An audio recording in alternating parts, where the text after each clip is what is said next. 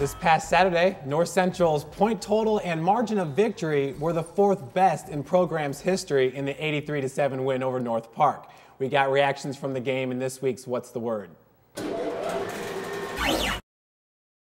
North Central has so much speed out there, and we just don't have that kind of speed on our team yet.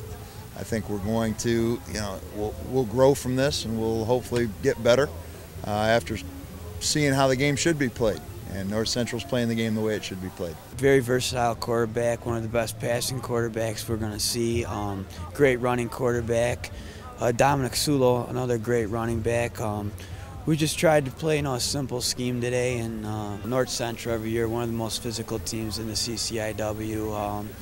We did our best, tried to come out and match it, and the outcome wasn't what we wanted, but we gave it our best shot. We just got to keep doing what we're doing. I mean, we're not going to reach the top till national championship, and we can't do that without making the PATs, keeping the scores up, and just shutting out teams. It's amazing. We have a very good offense, and they obviously couldn't stop them out there. So the better teams, I don't think will be able to stop our offense. So we can only go up from here.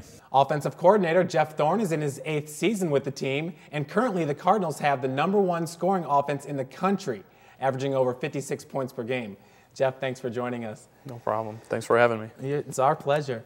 Coach said it earlier, for the first 7 years at North Central College, you were a part-time coach. This year they hired you on as full-time. Let's kind of talk about the biggest difference for you as far as preparing and everything for these games and for the team, being a part-timer as opposed to now a full-time coach. Yeah, it was difficult doing it part-time because I'd spend my day at my other career, which was in finance, so I didn't get a lot of time, if any, during the daytime to work on football at all, whereas now I'm able to come in the morning, start looking at film, meeting with our coaches, and really the biggest thing is having that opportunity to meet with the players every day so that they know exactly what we're looking at, what we're trying to accomplish, given the different sets and the different plays that we're trying to execute week in and week out. So I think that's the biggest thing, and then obviously the chance to watch film all day long and really find tendencies for the defensive teams that we're facing week to week has really made a big difference. Coach, as a part-timer, was there kind of a work structure that you put in place that maybe every single year changed because you were learning different things on maybe what you want to do or what you have to pay attention to get the most success out of the offense?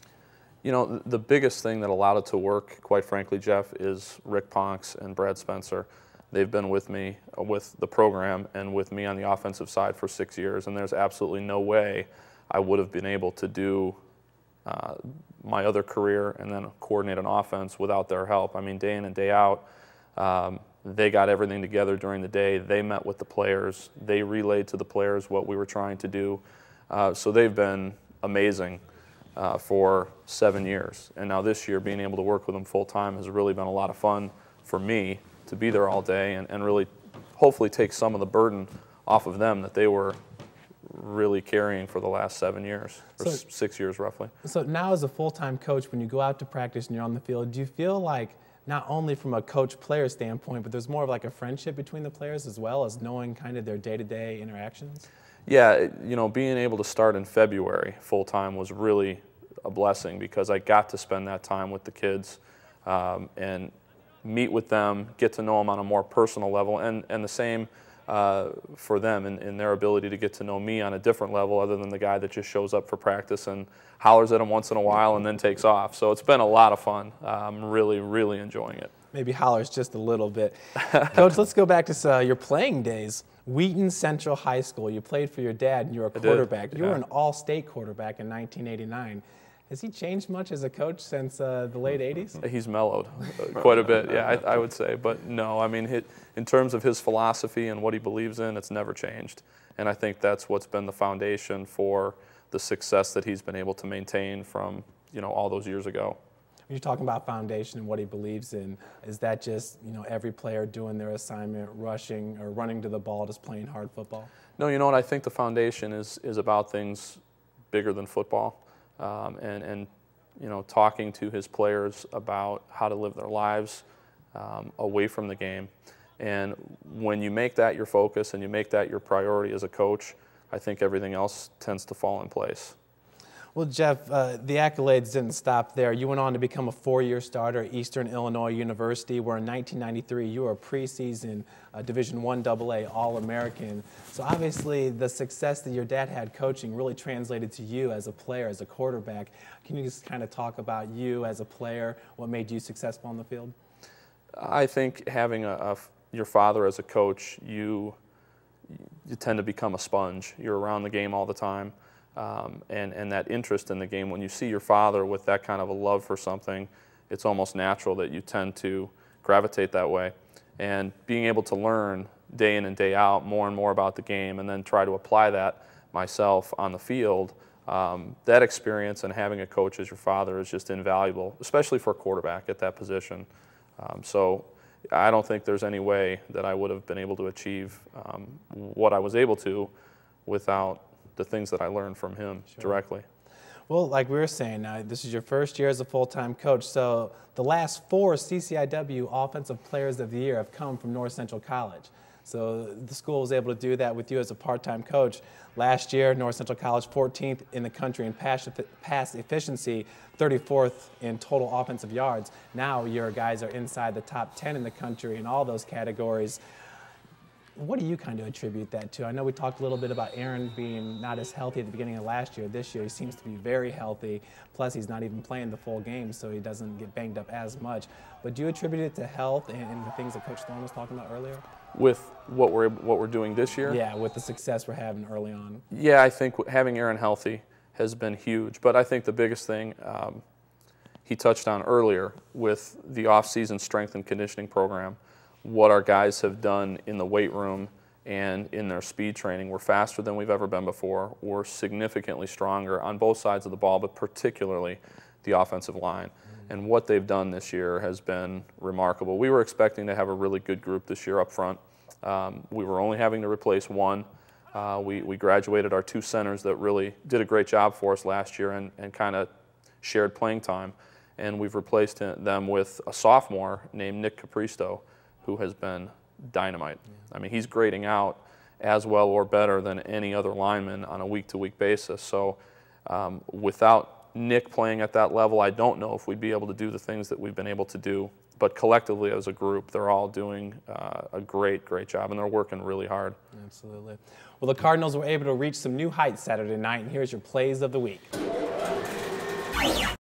First play here, Coach, it's Nick Hicks down the sideline. He's making a big grab.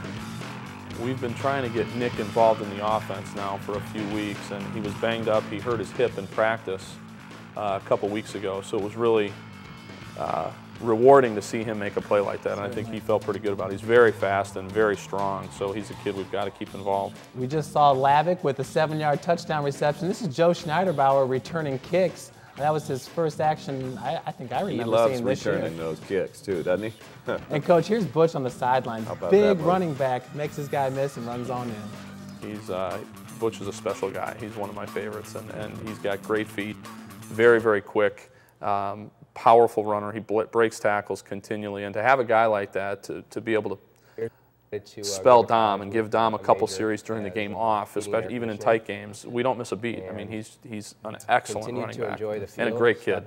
Well, now, Jeff, early on this season, a lot of attention being placed on North Central College and this offense.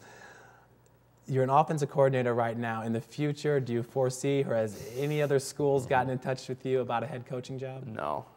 And you know what? I'm just happy to be where I am right now. I'm not thinking about those types of things. I want to take North Central College as far as we can go, and the experience of working with your father on a full-time basis, I want to enjoy that as long as is humanly possible, and as long as he's in that chair, I'm hopeful that they'll continue to have me. Coach, and you're happy to have Jeff on the staff as well, right? Yeah, absolutely. I mean, he was talking about, you know, in college, having the, you know, the coach as the background and everything. What you really need to know is he got more good qualities from his mom than he ever got from his dad. And I couldn't even throw the ball 10 yards, so he must have got a lot of how to throw it from his mom. But it's been a lot of fun. We hope it keeps going for a long time. And when you saw Joe run that punt return, we've been holding him out for a long time. You noticed that? Yeah. He was hungry. And so what did he do as soon as he got down? jumped up in That's the air. right. So I did see that. How's he get that name, Jumpin' Joe? I think we know, right? Well, Jeff, we look forward to seeing you with North Central for many years to come as well. Stay tuned for more with Coach John Thorne. We'll be right back.